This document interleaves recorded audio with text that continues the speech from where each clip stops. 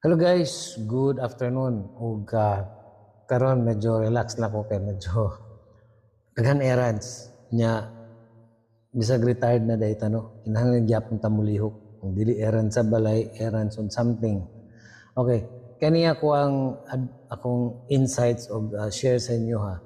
May tungod ni sa akong mga friends nga nanarbaho o in short nangamot ta. Okay? Siyempre, natay boss, natay mga supervisor, tralala, and everything.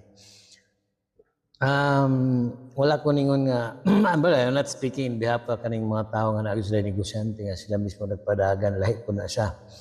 So, kani ako, based sa akong mga experiences po sa una kay, wala man yun ko naingon nga nahimo kong CEO nga ako mismo nagdala no, nahintabo man yun nga naman yun ko amo.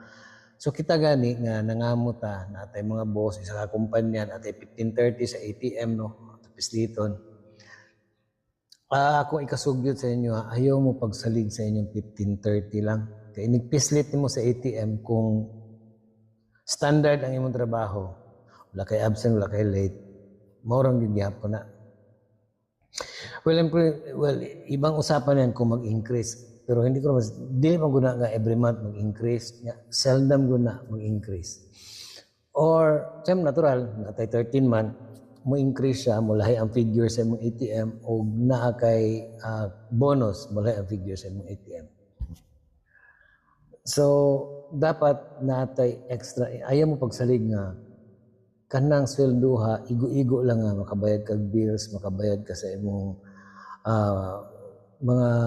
mga bills, what I mean, nga makapadala ka whatsoever, tapos naman galing kay savings, usahay, dili every payday ka na savings. Well and good na uban nga na mabilin, dili withdrawon tanan, kay ang uban nag-allotted nga, kitahay, nagbira na ko ni 15,000, 12,000 lang akong birahon, and everything, the rest, 3,000 pabalik, iwinin sa ATM. Nagitay extra income na musulod. Like, example na ako'y kaila. Sa kung saan gidaw niya pislit sa yung ATM, maulang gidaw gihapon, 15 o 30. Pero nag-option siya na siya kaila na nagkuha siya mga item, i-buy and sell niya.